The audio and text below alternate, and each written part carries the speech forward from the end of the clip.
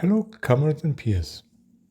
As announced in the last video, today I will give you a short overview and review of Pacific Command, written by Mike Hutchinson and published by Osprey. This is one of Osprey's usual blue books. A simple and elegant rule system and plenty of beautiful, inspiring images. In this case, even a few images of warlords' ship models in dramatic scenes. The book is 80 pages long, including a biography and quick reference. There's no index, but that's manageable given its length.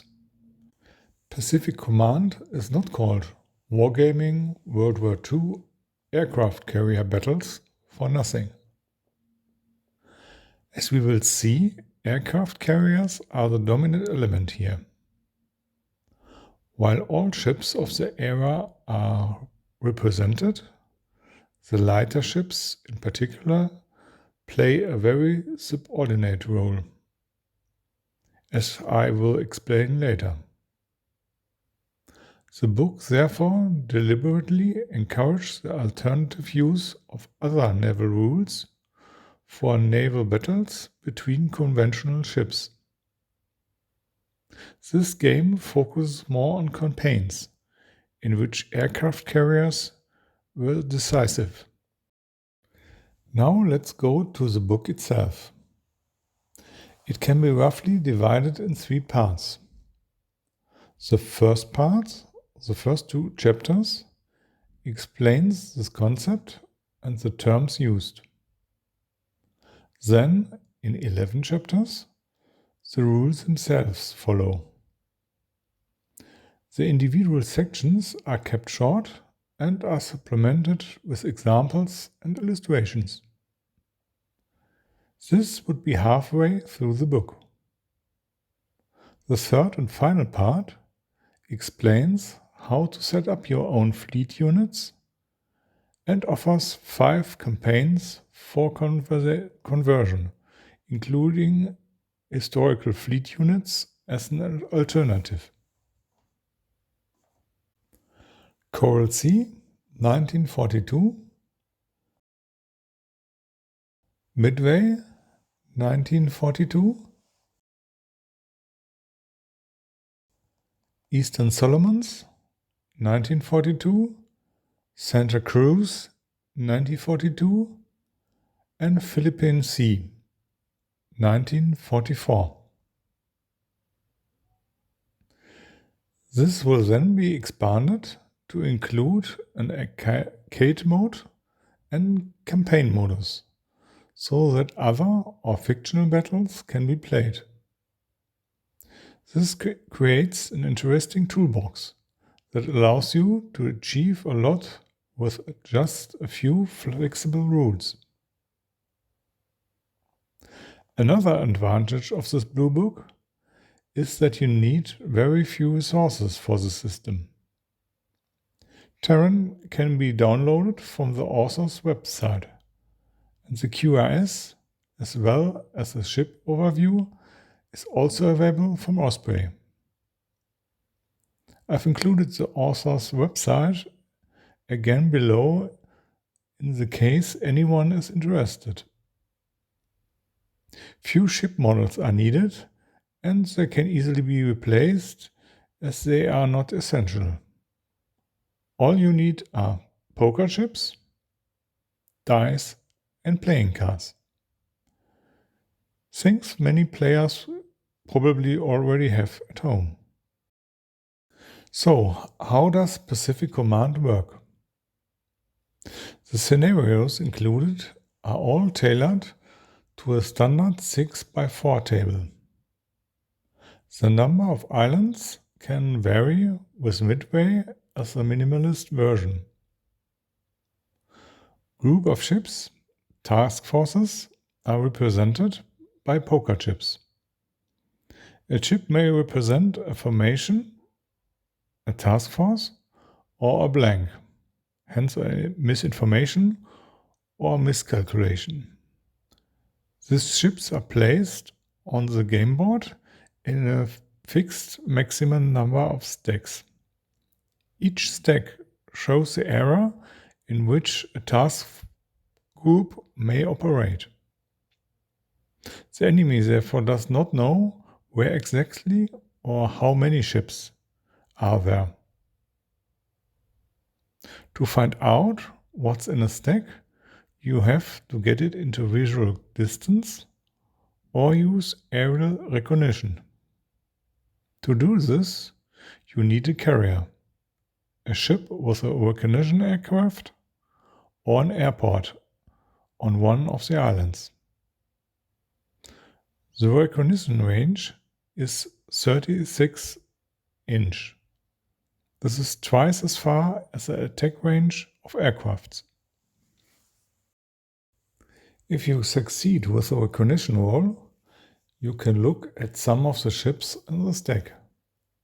You can reveal each of them or put them back and shuffle the stack. In the second case, the owner does not know what was discovered. Discovered task forces deploy near the stack. Only their chip is removed.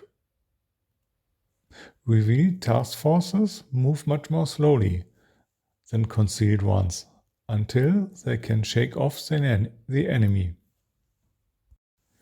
The game itself is turn-based. Each round consists of two parts, the command and the action phase. At the beginning of the command phase, the first player passes on his marker, except of course in the first round. Then both sides receive command points, depending on the size of the game, which can later be used to carry out actions.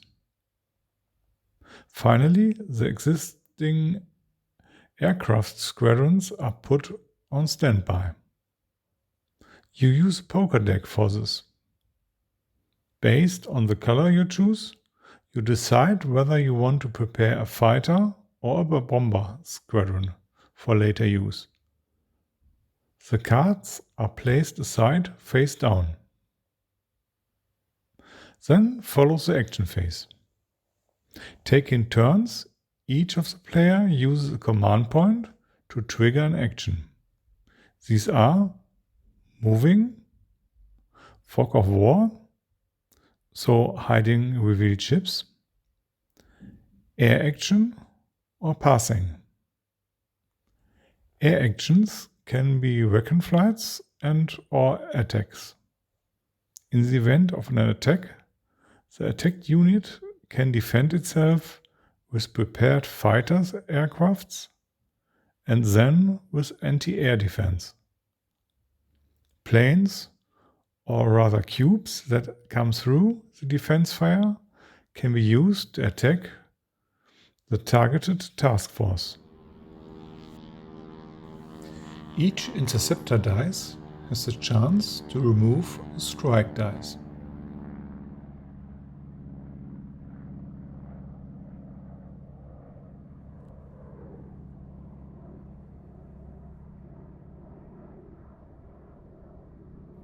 The same applies to anti-air dice.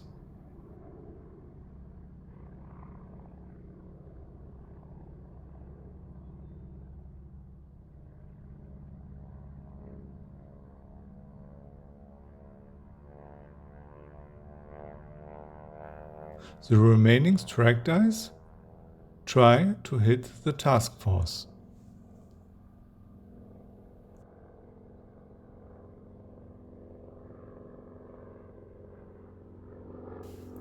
Each hit deals 1 point of damage to a ship that the defending player chooses. The attacker can allocate special hits.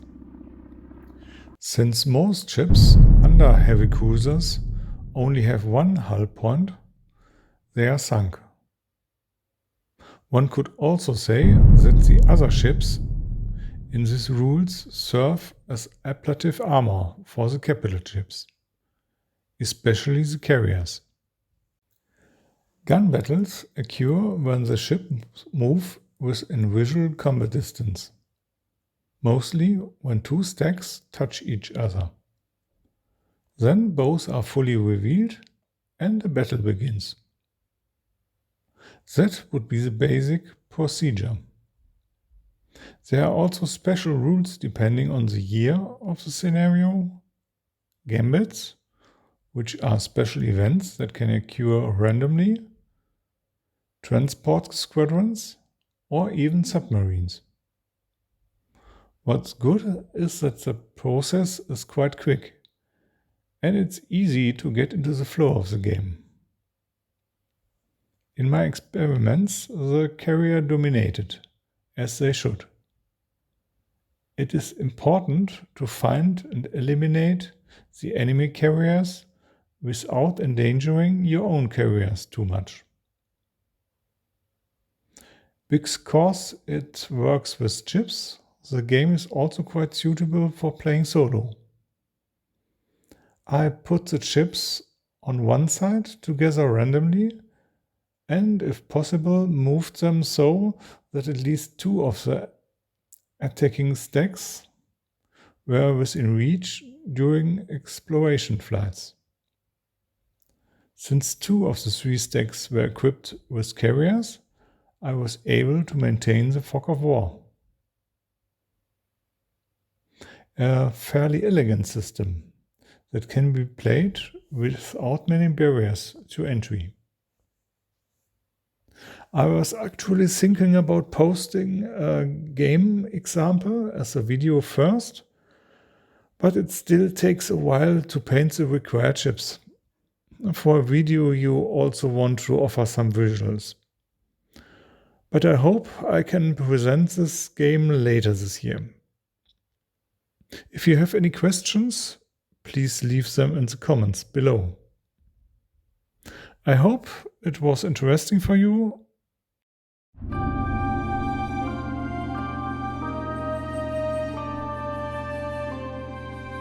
Till then, and take care.